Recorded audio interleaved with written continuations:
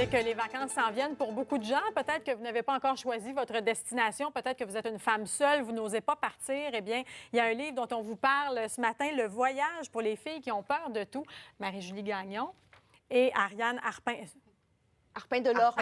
Désolée, j'ai eu un petit lapsus. Un petit exercice de diction, Et c'est oui, correct. voilà. Alors, bienvenue à vous deux. Merci. Alors, c'est très divertissant comme ouvrage parce qu'on sait que les femmes en voyage, parfois, vont pas oser des destinations très exotiques. Hein? La formule du tout inclus pour une femme seule, c'est pas mal la formule pour les craintives, disons. Mais il y a moyen de voyager partout dans le monde, en Inde, en Asie, toute seule. Totalement. Puis en fait, le but de ce livre-là, c'était un peu justement de dédramatiser l'image qu'on a du voyage quand on est une femme, qu'on voyage seule ou avec d'autres femmes ou même en couple.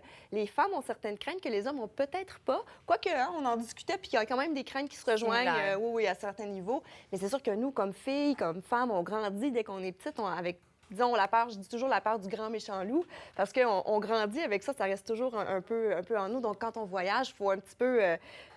Faut apprendre à justement... surpasser ses craintes. Faut aller au-delà un petit peu de ces craintes-là, bien sûr, en prenant quand même les mesures de sécurité importantes. C'est ça. Puis on avait envie, en fait, avec cet ouvrage-là, nous, quand on a commencé à voyager, autant seul ou via des stages en journalisme ou en humanitaire, par exemple, on n'a pas eu la chance à l'époque d'avoir, de pouvoir discuter avec des globetrotteuses ou des experts aussi de la destination ou de la formule voyage. Donc, on avait envie vraiment d'offrir un ouvrage complet qui vient supporter, qui vient amuser, qui vient aider.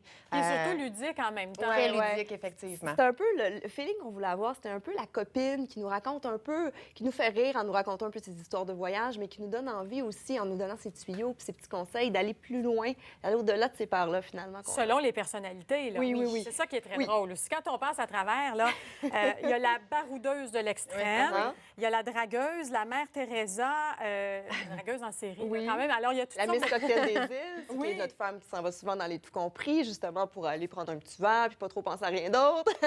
Donc, il y en a pour tous les goûts, puis on amène ça d'une façon, vraiment quelques conseils, comment se débrouiller selon notre personnalité. C'est très caricatural aussi. Effectivement. On l'a fait avec beaucoup d'humour, effectivement, puis parce que c'est vraiment des gens qu'on a croisés pour vrai, mais qu'on a un peu exagérés, avec des conseils de pros qui ont été ajoutés justement pour chacun des profils. Autant au niveau, c'est ça, des conseils pratiques, autant au niveau de la santé, de la sécurité, comment rencontrer d'autres voyageurs, aussi au niveau du budget, donc comment ne pas y laisser sa chemise, dépendamment de la formule qu'on choisit. Comment la laisser si on en a envie. C'est ça. Il y a des gens qui pensent que voyager seul, ça coûte une fortune. Oui. C'est vrai dans plusieurs cas, mais ça peut être vrai. Il y a des options. Il y a des options, effectivement, des bonnes adresses, des bons contacts qu'on mentionne dans le livre. Ce livre-là a beaucoup de succès en France. Bien, il a été lancé quelques jours avant ici, donc on espère qu'il y aura beaucoup de succès. Mais bon, oui, il y a beaucoup de succès. Achetez-le, les Français l'adorent déjà. Non, mais en tête, tu as quand même reçu une mention importante. À la FNAQ, en oui. fait, on est à la FNAQ depuis jeudi dernier, passé. C'est vrai qu'il était dans les sélections. Ça, j'avoue que ça m'a fait un petit peu quand j'ai vu qu'il était dans les sélections voyage. Oui, parce que il y a beaucoup de personnes interviewées dans ce livre-là. C'est un livre qui est aussi né de l'inspiration aussi de plein de voyageuses qu'on a rencontrées.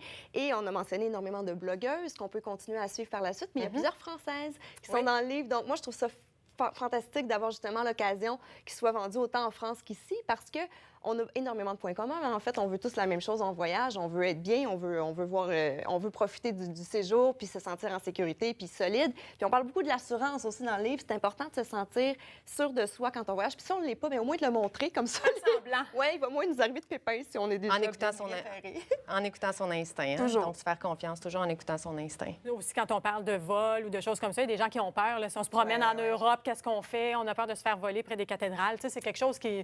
c'est un phénomène qu'il faut... C'est réel, mais il faut juste pas s'empêcher, en fait, de partir. Donc, être bien informé, être bien outillé, puis c'est ce qu'on parle. Puis des pépins, il peut y en avoir n'importe où, ici aussi. Fait que exactement. Il ne faut pas s'empêcher de découvrir d'autres pays. Alors, à lire vraiment Le voyage pour les filles qui ont peur de tout, c'est disponible maintenant. Merci à vous deux d'avoir été avec nous. Plaisir. Merci.